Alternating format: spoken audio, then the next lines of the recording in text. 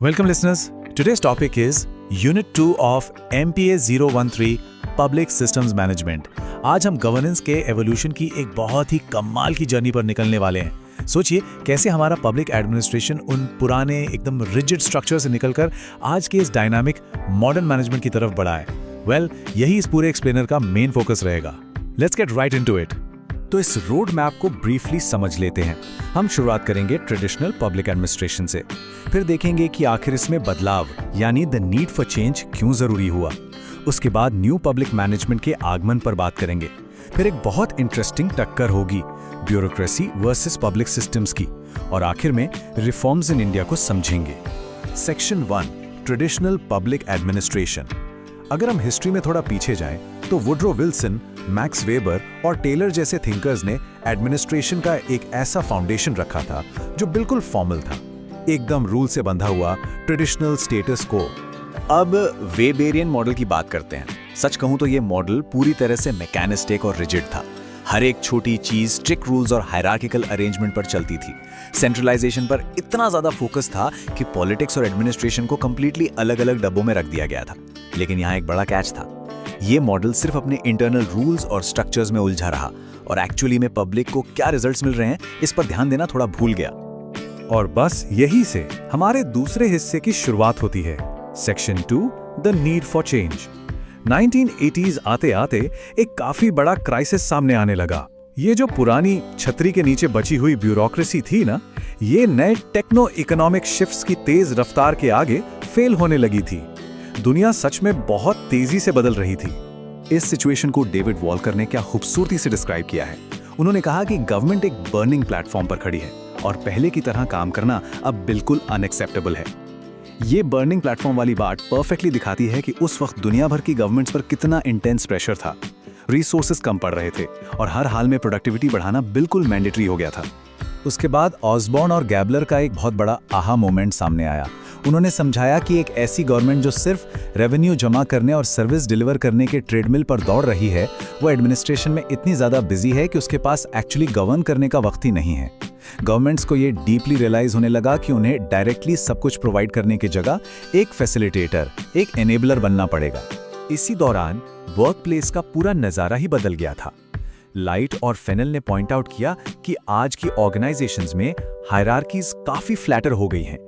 Temporary working, सब contracting और outsourcing का मैसिव यूज होने लगा है।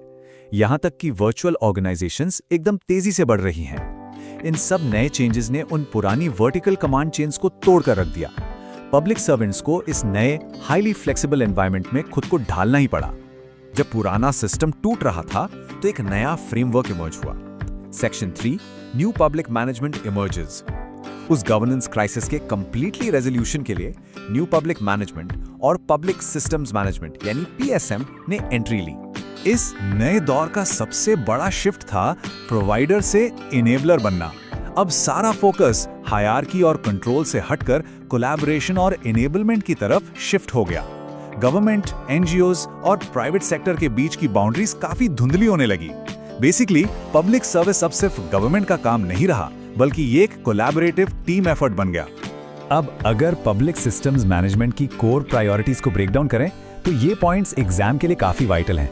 पहला, पॉलिसी बनाने को एग्जीक्यूशन से अलग करना। दूसरा, रिजिड स्ट्रक्चर्स को हटाकर उन्हें मार्केटाइजेशन से रिप्लेस करना। तीसरा, सिटीजन्स की नीड्स को बिल्कुल एक कस्टमर की तरह प्रायोरिटी देना। चौथा, सर्विस डिलीवरी को ग्राउंड लेवल पर डिसेंट्रलाइज करना। और आखिरी सबसे बड़ा पॉइंट, सिर्फ प्रोसेस फॉलो करने पर फोकस नहीं करना, बल्कि एक्चुअल रिजल्ट्स और आउटकम्स पर देना। यहां एडमिनिस्ट्रेटर्स को स्ट्रिक्ट रूल्स की बजाय एंटरप्रेन्योरियल मैनेजर्स की तरह डिसाइसिवली एक्ट करना सिखाया गया।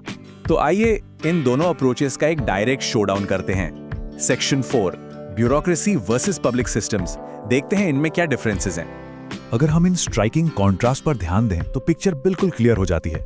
पुरानी ब्यूरोक्रेसी में सिर्फ प्रोसेस के हिसाब से अकाउंटेबिलिटी थी, जबकि नए पब्लिक सिस्टम्स में रिजल्ट अकाउंटेबिलिटी होती है। पहले की एनोनिमस ब्यूरोक्रेसी अब ट्रांसपेरेंट और एकदम अकाउंटेबल है। जो पहले बहुत रिजिड और रूल बाउंड सिस्टम था, वो अब एक फ्लेक्सिबल डिजाइन में बदल चुका है। और सेंट्रलाइज्ड स्ट्रेटेजी की जगह अब एक डिसेंट्रलाइज्ड अप्रोच ने ले ली है। ये पैराडाइम शिफ्ट अपना पूरा ध्यान सिर्फ रूल्स को टिक मार्क करने से हटाकर actual high quality performance deliver करने पर लगाता है। अब इन ग्लोबल एडमिनिस्ट्रेटिव थ्योरीज को रियलिटी में टेस्ट करते हैं। Section 5, reforms in India. आखिर ये सारे बदलाव इंडियन कॉन्टेक्स्ट में कैसे फिट बैठ रहे हैं? इंडिया के 10th 5-year प्लान ने रिफॉर्म के थीम काफी प्रैक्टिकल चैलेंजेस आइडेंटिफाई किए। पहला, सिविल सर्विसेज की लॉन्ग टर्म अफोर्डेबिलिटी को इंश्योर करना। दूसरा, जो मेरिट लाए उसे रिवॉर्ड करना और जहां गलत काम हो वहां स्ट्रिक्ट डिसिप्लिन लाना। और तीसरा, ब्यूरोक्रेसी को रीशेप करना ताकि वो एक्चुअली अपने कोर फंक्शंस पे ठीक से फोकस कर पाएं। इंडिया एक्टिवली इस वर्क कल्चर को इवॉल्व करने की कोशिश कर रहा है, जिसमें डिसेंट्रलाइज्ड मैनेजमेंट और परफॉर्मेंस कॉन्ट्रैक्टिंग को पब्लिक सर्विसेज बेहतर बनाने के लिए यूज किया जा रहा है। इन रिफॉर्म्स को सही से समझने के लिए एक बहुत ही क्रूशियल टर्म क्लियर होनी चाहिए, डिसइन्वेस्टमेंट। इसका सिंपली मतलब है गवर्नमेंट द्वारा पब्लिक सेक्टर एंटरप्राइजेस की कुछ इक्विटी को म्यूचुअल फंड्स, इंस्टीट्यूशंस या एम्प्लॉयज को ऑफर करना। ये 1991 की न्यू इंडस्ट्रियल पॉलिसी का एक मेजर हिस्सा था। इसका मेन गोल सीधा न्यू पब्लिक मैनेजमेंट से जुड़ा है, यानी एफिशिएंसी और मैनेजरियल परफॉर्मेंस को किसी भी तरह बढ़ाना।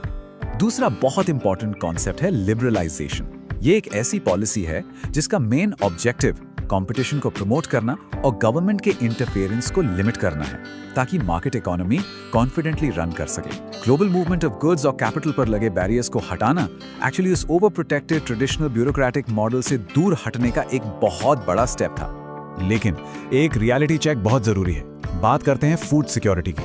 ये एक ऐसी सिचुएशन है जहां लोगों के पास सफिशिएंट, सेफ और न्यूट्रिशियस फूड का फिजिकल, सोशल और इकोनॉमिक एक्सेस होना चाहिए।